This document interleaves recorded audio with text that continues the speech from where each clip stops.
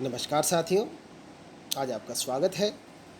आज का हमारा विषय है रस का स्वरूप। विद्यार्थियों, इससे पहले हम काव्य के लक्षण, काव्य के प्रयोजन और काव्य के हेतुओं पर चर्चा कर रहे हैं। आज हम रस के स्वरूप पर चर्चा करेंगे। प्रिय विद्यार्थियों, भारतीय दर्शन में जब ब्रह्म को रस स्वरूप और आनंदमय कहा गया, तो भला काव्य का रस भी उससे कमतर कैसे माना जा सकता है। इसीलिए विभिन्न आचार्यों ने काव्य से प्राप्त आनंद को ब्रह्मानंद सहोदर कहा है। इसका अर्थ यह है कि काव्य से प्राप्त आनंद ब्रह्मानंद स्वरूप अद्वैत तत्व तो नहीं है, किंतु उसके समान अवश्य ही है। यही कारण है कि उसे उन सभी विशेषणों से संयुक्त माना गया जो ब्रह्मानंद से विद्ध है। विद्यार्थियों, ब्रह्म से प्राप्त आनंद तो निर्विकल्प समाधि स्वरूप है, जबकि काव्य से प्राप्त आनंद सविकल्प समाधि स्वरूप। इसका मतलब क्या है? इसका अर्थ यह है कि निर्विकल्प समाधि स्थायी और शाश्वत होती है। ब्रह्म से प्राप्त आनंद तो क्या होता है? शाश्वत और स्थायी होता है, जबकि सविकल्प समाधि काल विशेष तक ही सीमित और मर्यादित रहती है। इस प्रकार काव्य की रसानुभूति तभी तक होती है जब तक उसका अनुभव करने वाला रस दशा अथवा साधारणीकरण की स्थिति में रहता है। उसके लिए एक विशेष क्षण निर्धारित होता है जिसमें वह अपने हृदय की सत्वोद्रेकमयी अवस्था रहने तक ही रस की अनुभूति करता है। विद्यार्थियों, हम इस पर चर्चा करें तो सबसे महत्वपूर्ण है आचार्य विश्वनाथ। विद्यार्थियों, आचार्य विश्वनाथ ने रस के स्वरूप की विवेचना करते हुए उसे जिन विशेषणों से युक्त माना है, वे उनकी इस पंक्ति में स्पष्ट रूप से उल्लेखित है। वो पंक्ति में आपके सामने सुनाऊं। विद्यार्थी वो लिखते हैं, सत्वोद्रेक अखंड स्वप्रकाशानंद चिन्मय है, वेदांतर स्पर्श शून्य ब्रह्मानंद सहोदर है, लोकोत्तर चमत्कार प्राण है, कैश्चिद प्रमात्र भी। ये जो उनका सूत्र है विद्यार्थियों, इस सूत्र में उन्होंने रस के स्वरूप को स्पष्ट करने का प्रयास किया है। हम इसी सूत्र में जो महत्वपूर्ण बातें बताई गई है, उन बातों पर केंद्रित करते हुए रस के स्वरूप की विवेचना करेंगे। अब वो क्या है, उनको सरल अर्थ में जो अभी मैंने सूत्र आपके सामने पढ़ा, उस सूत्र में वो क्या कहते हैं उसकी चर्चा हम यहाँ पर करेंगे। विद्यार्थियों, सबसे पहले जिसकी बात उन्होंने कही वो कहते हैं रस सत्वोद्रेकमय है। अब इसे हम समझें। सत्वोद्रेकमय से मतलब विद्यार्थियों, सांख्य दर्शन में प्रकृति त्रिगुणात्मक है। त्रिगुण कौन से? रजोगुण, तमोगुण और सतोगुण। इनमें सत्वगुण आत्मा के निर्मल स्वरूप का व्यंजक है, जिसमें राग द्वेष अथवा अपने पराये के तमोगुणी और रजोगुणी विकार नहीं रहते। रस के आस्वादन के लिए भी सत्वोद्रेक अर्थात सत्व गुण के उद्रेक की अनिवार्यता रहती है। मतलब जब तक आपके अंदर सत्व का उद्रेक होता रहेगा, तभी तक आप काव्य का आनंद प्राप्त कर सकते हैं। अतः उसका स्वरूप सत्वोद्रेक गुण माना गया है। विद्यार्थियों, दूसरा जो इसका बिंदु है वो है रस अखंड है। विद्यार्थियों, रस एक प्रकार की ऐसी आनंदमयी चेतना है जिसके खंड खंड मतलब टुकड़े नहीं किए जा सकते। जब आप रस का आस्वाद लेते हैं तो लगातार लेना, टुकड़ों टुकड़ों में उसका आस्वाद नहीं लिया सकते। इसलिए रस अखंड है, क्योंकि उसकी स्थिति विभाव आदि से समंजित रहती है, जिनका पृथकीकरण मतलब अलग अलग करना उसको संभव नहीं है। इस प्रकार से उसे आत्मानुभूति की अखंडता अथवा पूर्णता कहा जा सकता है। तीसरा बिंदु, रस स्वयं प्रकाशानंद है।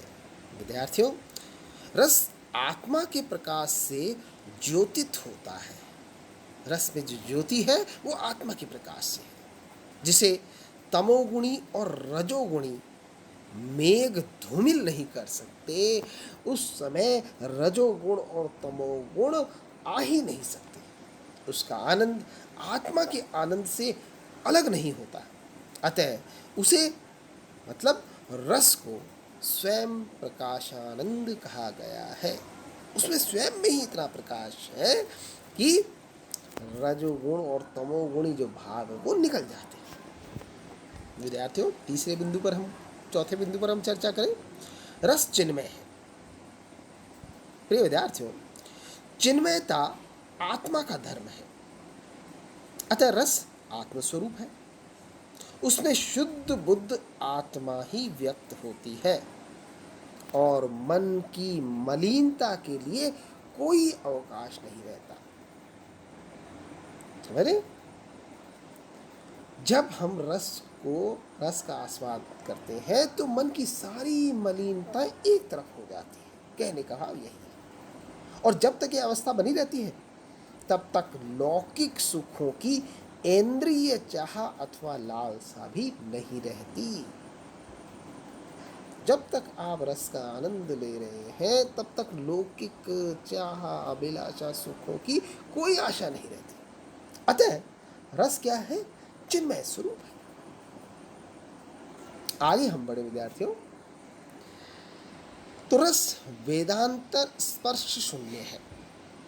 विद्यार्थियों, रस का आस्वादन अथवा काव्य का आनंद जब हम लेते हैं, उस समय में जब हम काव्य का आनंद प्राप्त कर रहे हैं, काव्य के आनंद में डूबे हुए हैं, उस समय में अन्य प्रकार के सभी ज्ञानों का अभाव रहता है।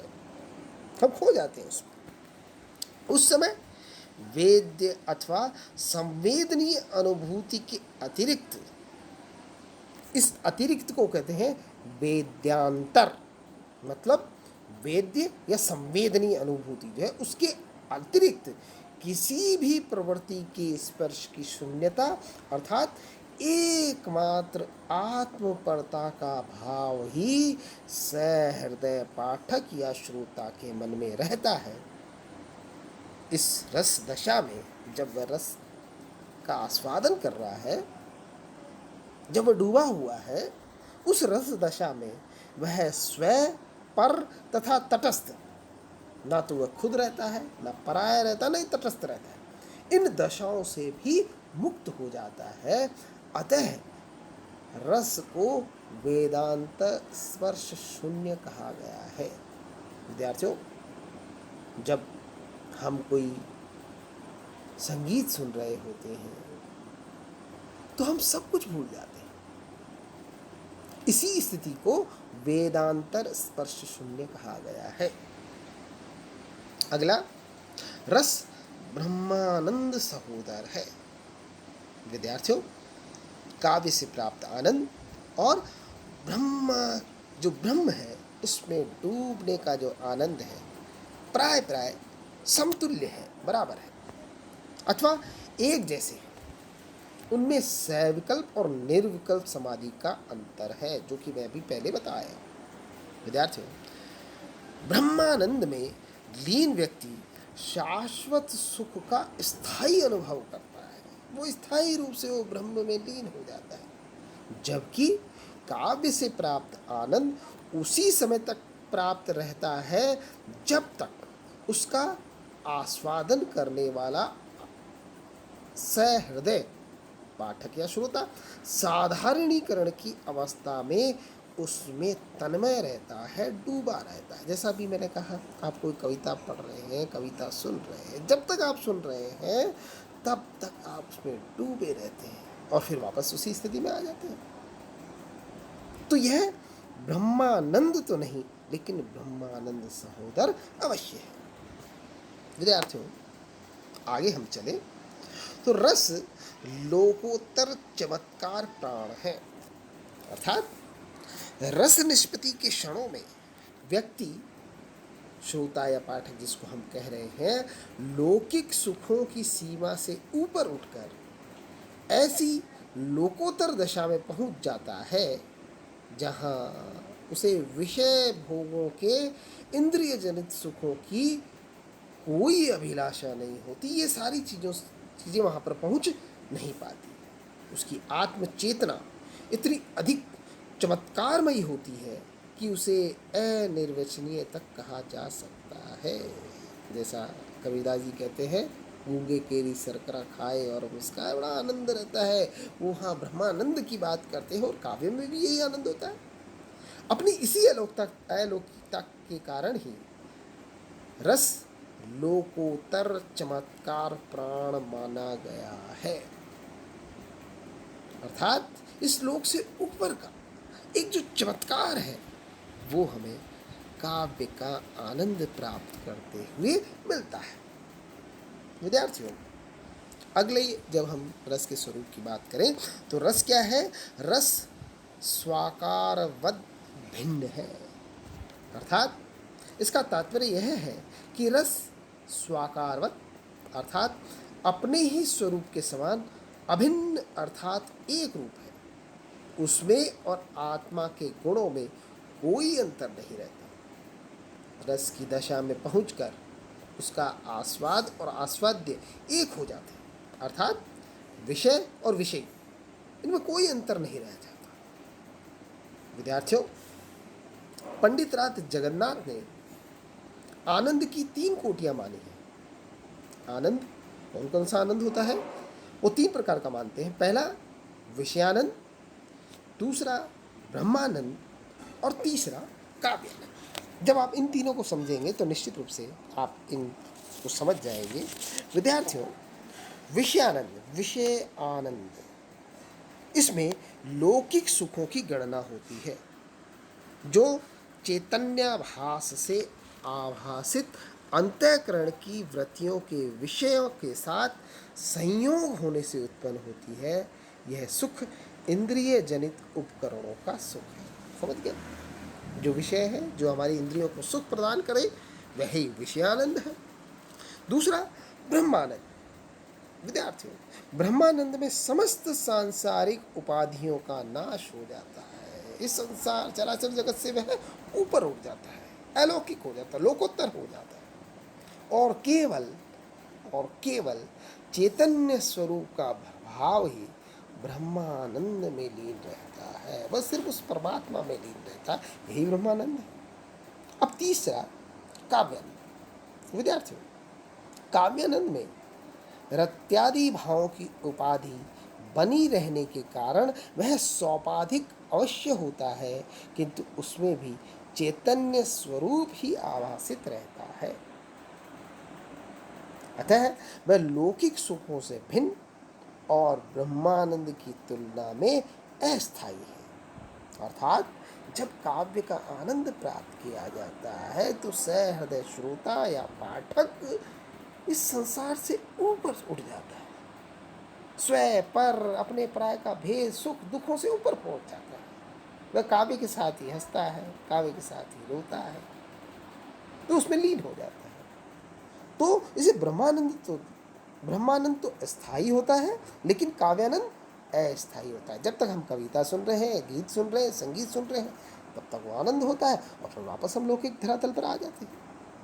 विद्यार्थियों, विश्वनाथ ने रस विषयक जिन 8 गुणों का उल्लेख अपने सूत्र में किया है, जिनका हम अभी चर्चा कर आए हैं, वे सब काव्य के आनंद की स्थिति और अनुभूति ही व्यक्त करते हैं।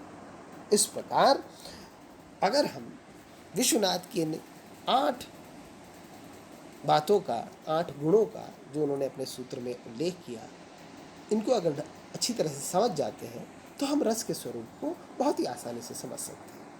विद्यार्थियों, आज के लिए इतना ही। धन्यवाद।